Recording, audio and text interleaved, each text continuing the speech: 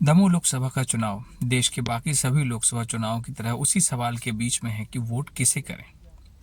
जनता के मन में अगर ये सवाल है कि वोट किसे करें, तो ये भी एक बड़ी कंफ्यूजन की स्टेट है। कंफ्यूजन इसलिए कि आज देश की जो स्थिति है, गरीब आदमी की जो स्थिति है, आम आदमी की जो स्थिति है, शिक्षा का स्तर, स्वास्थ्य का स्तर, सरकारी संस्थानों का स्तर, सरकारी व्यवस्थाओं में मिलने वाले रोजगार का स्तर, निजीकरण के अंधाधुंध उपयोग से जो मार्केट की व्यवस्थाएं गिर रही हैं, शेयर मार्केट का उतर चढ़ाव, अंतर्राष्ट्रीय स्तर पर दबाव, सभी चीजों को मिलाने और देखने के बाद भी अगर हमारे मन में ये सवाल है कि वोट किसे करना चाहिए, तो शायद जानकारी का बहुत बड़ा अभाव हमारे आसपास है। या तो हमें आनुवंशिक रूप से भटकाया जा रहा है, या फिर हमें जिस दिशा में जाना चाहिए उसके उल्टी दिशा में ले जाने के सारे प्रयास किए जा रहे हैं। दमोह जो रानी दमयंती का क्षेत्र है, उनकी वीर भूमि है। बुंदेला राजाओं का एक वीर गाथा मैदान है। भगवान जागेश्वर वहां विराजे हैं, उनकी पवित्र भूमि है। कुंडलपुर में बड़े बाबा विराजे हैं, उनके आशीष से निर्मित भूमि है।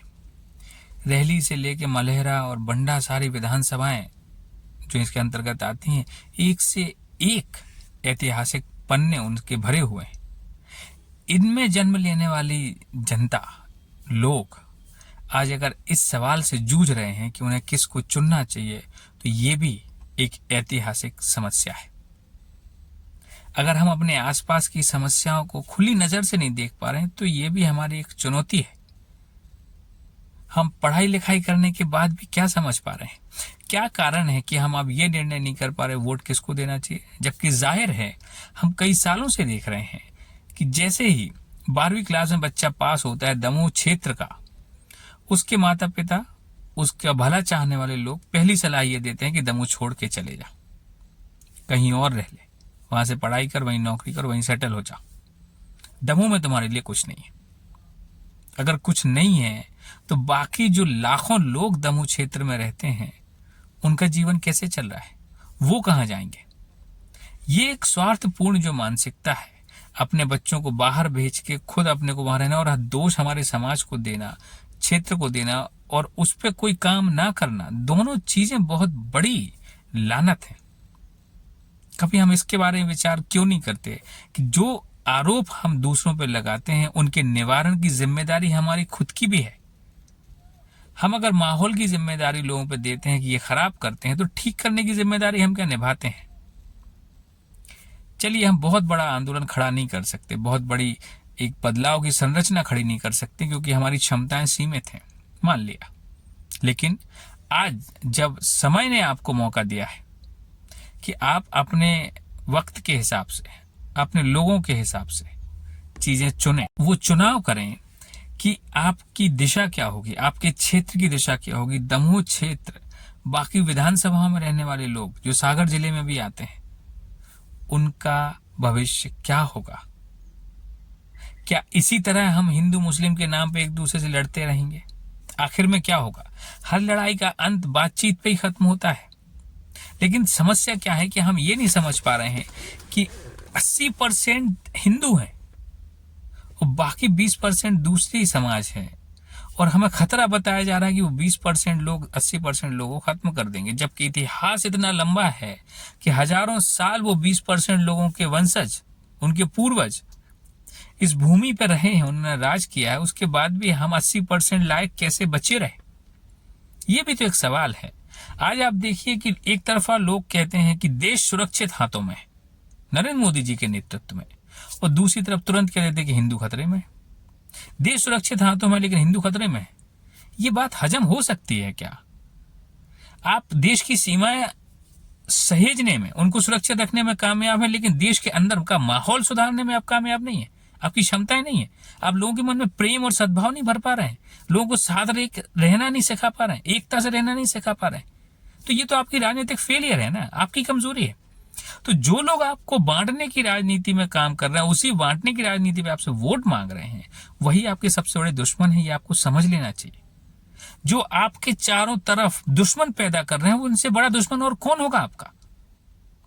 जो आपको दोस्तों से ज्यादा दुश्मन बनाने पे तैयार कर रहे हो, मानसिक रूप से माहौल दे रहे हो कि आप ऐसे रहें, उनसे बड़ा दुश्मन और कौन हो सकता है जो आपके बच्चों के लिए चारों तरफ दुश्मन खड़े कर रहे हैं। मोहल्ले में, गलियों में, शहर में अगर हमारे दुश्मनों की संख्या ज्यादा होगी तो कौन कितने दिन जी पाएगा। ये सिर्फ मेरे और आपकी या किसी तीसरे व्यक्ति की नहीं, ये हर आदमी के ऊपर यही सूत्र लागू होता है। जब दोस्त बना के काम हो सकता है तो दुश्मन क्यों बनाए। एक फिल्म का डायलॉग है, उसे जीवन में क्यों नहीं उतार पा रहे हैं। यही भ्रांतियां दूर करने का यही एक प्रपंच, यही साजिश समझने का एक मौका है दमोह की जनता के पास। कल वोटिंग है 26 तारीख को, आज 25 तारीख को हम आपसे संवाद कर रहे हैं क्योंकि बेचैनी होती है। दमोह से बाहर निकलने के बाद जब हम उसका हाल देखते हैं तो लगता है कि हमें बहुत सुधार की जरूरत है। पहला सुधार तो हमें दिशा चुनने की, जो हमारी मानसिकता है, जो निर्णय की क्षमता है, उसमें करने की है। 35-40 साल से भाजपा के एक विधायक दमोह में है और आज भी दमोह में सड़कों पर धूल उड़ रही है। इससे ज्यादा शर्म की बात और क्या, और इससे बड़ा सबूत क्या है कि हमने गलत निर्णय किया है।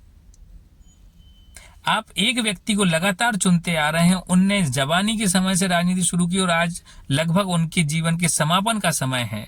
तब तक वो एक ही व्यक्ति विधायक है आपके क्षेत्र का और आज भी सड़कों पे गड्ढे भरे पड़े हैं। कहीं भी धूल और मिट्टी से आजादी नहीं है। डेवलपमेंट के नाम पे, सुंदरता के नाम पे शहर में कुछ नहीं है सिवाय वो एक गवर्नमेंट स्कूल के सामने से, एक्सीलेंस स्कूल के सामने से जो तहसील ग्राउंड से लगी हुई रोड है, बस उस पे कभी लगता है कि यहाँ पे बैठने लायक जगह है शहर में। बाकी कहीं आप परिवार के साथ खड़े होने की स्थिति में नहीं है। और सदियों से, 40 साल, 4 दशक से आपने एक व्यक्ति को विधायक बना रखा है और वो जो डेवलपमेंट कर रहा है उसमें आपको कम से कम इतना सबूत तो झलकता है कि किसे आपने चुना था, उसने आपको दिया क्या, जनता को क्या दिया, लोगों को क्या दिया। ना आज तक कोई उद्योग की एक श्रृंखला हमारे आसपास आ पाई, क्षेत्र में आ पाई जिससे रोजगार जनरेट हो। दमोह की सबसे बड़ी समस्या क्या है? अपराध, लड़ाई झगड़े, बेरोजगारी, ये सभी एक दूसरे से जुड़े हुए हैं। अगर हमने बेरोजगारी दूर नहीं की तो कभी भी अपराधों से लड़ना आसान नहीं होगा। लेकिन क्षेत्र में कोई रोजगार की बात करते ही नहीं है, सभी बाहर की तरफ भागते हैं, पलायन होता है, लेकिन नेताओं को फर्क नहीं पड़ता। नेताओं को इसलिए फर्क नहीं पड़ता क्योंकि जनता को कोई फर्क नहीं पड़ता। तो आज जनता को अगर ये अपना संदेश देना है कि हमें रोजगार हमारे घर में चाहिए, हमें सामाजिक माहौल सुरक्षित चाहिए, आपसी भाईचारे और प्रेम और भरोसे का माहौल चाहिए, शहर में समृद्धि चाहिए, विकास चाहिए, हरियाली चाहिए, धूल और मिट्टी से मुक्ति चाहिए, हर घर में पानी चाहिए, गरीब को सहारा चाहिए, तो ये अगर हमें चाहिए तो हमें संदेश देना पड़ेगा, कड़ा संदेश देना पड़ेगा सरकार को, राजनीति को, कि हम क्या चाहते हैं। इस बार आपके पास मौका है ये संदेश देने का, भाजपा के खिलाफ वोट करने का। राहुल गांधी जी आपकी तरफ एक बराबर संदेश देते जा रहे हैं कि सामाजिक न्याय क्या होता है, गरीब को क्या न्याय चाहिए, मजदूर को क्या न्याय चाहिए, किसान को क्या न्याय चाहिए। एक महिला, गरीब परिवार की महिला को अगर साल में 1 लाख रुपए मिलता है तो उसके घर में क्या कायाकल्प हो जाएगा, उसकी जिंदगी में क्या सुधार आ जाएगा, साफ जाहिर है। सोचने में हमें समझ में आ सकता है 1 लाख रुपए साल उसके पास आएगा तो उसके घर की हालत क्या हो जाएगी। जिसको आज 1000-2000 रुपए कमाने मुश्किल है, उसको 8500 रुपए महीने अगर मिलेगा तो उसके घर में व्यवस्थाएं कितनी खुशनुमा हो जाएंगी, खुशहाली से भर जाएंगी। वही किसान के साथ है, किसानों का कर्जा माफ हो जाएगा और लगातार कर्ज माफ होता रहे, जरूरत के अनुसार वैसा आयोग बनाया जाएगा, एमएसपी की गारंटी मिल जाएगी। छोटे जो किसान हैं जिनके पास 1-2 एकड़ की जमीनें होती हैं, आधा एकड़ जमीनें होती हैं, उनको अपनी फसलें बेचने के लिए मंडी लायक जाने का उनके पास सामान नहीं होता, तो उनके लिए छोटे छोटे हाट बाजार लगाए जाते हैं ताकि वो अपना बाजार बेच सकें, जाके अपने सामान बेच सकें उन बाजारों में। इतना ख्याल रख के अगर कोई न्याय पत्र, कोई घोषणा पत्र बनाता है तो उसको एक बार पढ़िए तो सही, सुनिए तो सही। एक तरफा किसी को दरकिनार करके आप किसी दूसरे पक्ष को मजबूत नहीं कर सकते। आपका खुद का भला कहाँ है वो देखिए ना, नेताओं का भला क्यों सोचते हैं आप। ये बहुत बड़ा मौका है, आज हमारे पास सोचने का समय है, कल वोट देने का समय। वोट जरूर दीजिएगा। ईवीएम का डर है, मैनिपुलेशन का डर है, नेताओं के बिकने का डर है, सब कुछ होने के बाद भी वोट तो आपका अधिकार है, वोट तो आपकी आवाज है, वो नहीं छोड़ना चाहिए। सबसे पहले तो वोट कीजिए और वोट उसे कीजिए जो आपके बच्चों के हित में सोचता हो, जो शिक्षा के बारे में सोच रही। वो कांग्रेस की पार्टी है, वो कांग्रेस की विचारधारा है जो आपकी शिक्षा के बारे में बात करती है। आप पिछला समय उठा के देख लीजिए, 70 सालों की बातें मत कीजिए साहब। 2014 के पहले ही देश में 15 लाख इंस्टीट्यूट बन चुके थे, जिनमें 14.5 लाख स्कूल थे, सरकारी प्राइवेट मिला के। कॉलेज और यूनिवर्सिटी थी जो 15 लाख की संख्या में खड़े हैं, आज वो कांग्रेस के राज में ही बने, जिनकी वजह से आज हम पढ़ पाए हैं। आज हम इंग्लिश पढ़ पा रहे हैं, हिंदी मीडियम में पढ़े हुए, गवर्नमेंट स्कूल में पढ़े हुए बच्चे अगर इंग्लिश में बात कर पा रहे हैं तो एक अच्छी शिक्षा व्यवस्था के दम पे ये हो पाया ना। अगर वो नहीं हो पाया तो हम और आप इस तरह आज वीडियो के माध्यम से बात नहीं कर पा रहे होते। तो मेरा सभी दमोह क्षेत्र में आने वाले सभी मतदाताओं से, सभी भाई बंधुओं से, बहनों से, माताओं से ये निवेदन है कि अपने अच्छे भविष्य के लिए वोट कीजिए, कांग्रेस को वोट कीजिए। खुले तौर पे कह रहा हूं, कांग्रेस को वोट कीजिए। वही विचारधारा है जिसने देश को बनाया है और इसने बचा के रखा है। नहीं तो आज आप खुद देखिए, इतने 10 सालों में ही आपके जीवन में त्राही त्राही हो गई। महंगाई मिटाने के नाम पर ने महंगाई बढ़ा के दे दी आपको। जीवन में इतनी कल्पना कोई नहीं कर सकता था। 100 रुपए के ऊपर हमें पेट्रोल खरीदने के लिए मजबूर किया जा रहा है। रेमडेसिविर इंजन कोरोना के बीच में इंजेक्शन 300 रुपए की कीमत का था, 3-3, 5-5 लाख रुपए में लोगों को खरीदना पड़ा, क्योंकि सरकार ने उन इंजेक्शन बनाने वाली कंपनी से चंदा लिया था। हमारे अपनों की जान का सौदा करने वाले लोग कैसे हमारे हितकारी हो सकते हैं? निर्णय का समय है, प्लीज कांग्रेस को वोट कीजिए। एक बड़े बदलाव का समय है। देश को आपके निर्णय की जरूरत है, आपके साथ की जरूरत है। युवाओं को, किसानों को, महिलाओं को, श्रमिकों को, हर स्तर पे आपकी इस वोट की जरूरत है। इस बार अगर आप अपने मन से भी ना देना चाहें तो दूसरों के सुख के लिए, देश को बचाने के लिए, लोकतंत्र के लिए, संविधान के लिए कांग्रेस को वोट कीजिए। यही एकमात्र मौका है। इसके बाद जैसे सूरत में हुआ, निर्विरोध चुनाव जीत गया एक कांग्रेस बीजेपी का नेता, सांसद बन गया। रिजल्ट आने के पहले ही वो सांसद बन गया, निर्विरोध करा दिया गया। गांधीनगर में जबरदस्ती अमित शाह जहां से चुनाव लड़ते वहां से जबरदस्ती फॉर्म खिंचवाए जा रहे हैं, लोगों को ऊपर थ्रेट दिया जा रहा है, धमकाया जा रहा है। ये आलम है लोकतंत्र का। अरुणाचल प्रदेश में 10 विधायक निर्विरोध चुन लिए गए बीजेपी के विधानसभा चुनाव में, और वो आज विधायक बन गया रिजल्ट आने के पहले। ये देश में चुनाव की परंपरा खत्म होने के संकेत है। आगे जाके जो एक हथियार आपको संविधान ने दिया था अपनी आवाज उठाने का, वो वोट भी आपसे छीन लिया जाएगा। ये आखिरी चुनाव है, वोट करना है तो उसके लिए कीजिए जो आगे चुनावों की परंपरा, देश में लोकतंत्र की परंपरा बनाए रखने में यकीन रखती है, और वो है कांग्रेस पार्टी। तो कांग्रेस पार्टी को वोट कीजिए, हाथ के पंजे पे बटन दबाइए। ये आपसे विनती है, निवेदन है। देश के लिए आपका फैसला बहुत जरूरी है।